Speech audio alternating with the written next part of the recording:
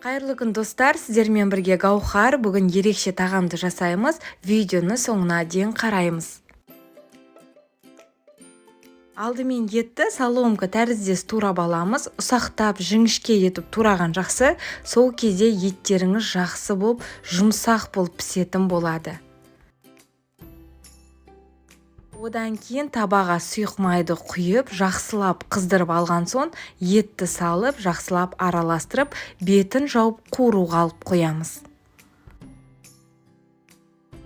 Етімізді қуырып алғаннан кейін пиязды қосамыз. Орташа бір пиязды қоссаңыз болады. Одан кейін барлығын жақсылап араластырып, шамамен бір 10-15 минутқа қуыруға алып қоямыз.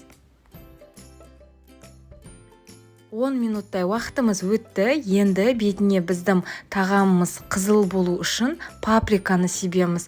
Ал егерде паприка болмаса, оның орнына бір шай қасық қызанақ пастасын да қоссаңыз болады. Бірақ мен қызанақ пастаны орнына паприканы қосамын. Сол кезде тағамның дәмі де ерекше болады. Мінеге жақсылап барлығын қуырып араластырып болған соң, сәл ғана суымызды құйып, біздің етіміз піскенше жақсылап пісіретін боламыз. Видеоның астында барлық құрамдары жазулы тұр, астына өтіп қарасаңыздар болады. Енді етіміз піскенше сәбізді тураймыз. Сәбізді палауға турағандай турасаңыздар болады, не одан сәл ірілетіп, қалындатып турауға да болады. Мен бұл тағамға бір сәбізді қостым. Жақсылап етіміз піскенше енді қамырын әзірлейміз. Бөлме температурасындағы тұрған суға бір жарты шай қасық тұзды қосамыз. Одан кейін бір жұмыртқаны қосып, шанышқының көмегімен жақсылап араластырып аламыз. Мінеке видеодағыдай араластыра отырамыз.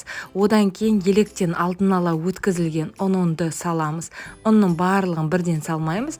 Бірінші жарты бөлігін салып, араластыра отырып, қажетінше ұнымызды қосып отырамыз.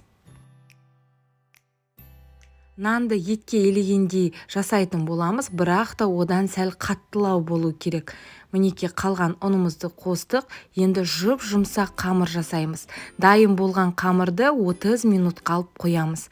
Енді оған дейін біздің етім жақсылап пісті, сәбізді қосып араластырамыз. Енді сәбізіміз піскенше болгар бұрышында тураймыз. Әртүрлі болгар бұрыштың түстерін қолдансаңыз да болады. Менде үйде қызыл түсі болған соң, мен қызыл түсін пайдаландым. Осылай жақсылатып, ірілетіп турай отырамыз. Одан кейін біздің сәбізіміз піскеннен кейін тәтті болгар бұрышын қосамыз. Болгар бұрышын қосып, тағы да бір 10 минуттай қуырып аламыз. Енді дайын болған қамырды жақсылатып жаямыз, жұқалатып, осылай видеодағыдай ұнды сала отырып, жайсаңыз болады. Сіздің қамырыңыз дөп дөңгелек біркелкі болу үшін, ол үшін екі шетін илеген кезде, яғни жайған кезде екі шетін ғана басып, үстін баспаймыз. Сол кезде біркелкі болып шығады. Енді теңдей 4 бөлікке бөліп, пешке 1 минуттан салып аламыз. Көп салмаймыз достар. Өйткені егерде пешке көп салып қойсаңыз, сіздің қамырыңыз қатты құрғақ болып кететін болады. Мінеке осылай болып шықты. Енді видеодағыдай әдемілеп турап, дайын болған қамырымызды тағамының бетіне салып, үстіне жақсылатып суымызды құйып, 20-25 минуттай пісіріп аламыз. Табанын үстіне салған кезде де қамырдың барлығын бірден салмай, өстіп жан-жақтарына ашып саламыз, сол кезде жабысып қалмайды. Бетін жауып 20-25 минут алып қоямыз. Мінеке 25 минут өтті. Жақсылап енді барлығын араластырамыз. Өте дәмі, ерекше дәмді, иісі деген керемет. Міндетті түрде отбасыларыңызға жасап көруге кеңес беремін.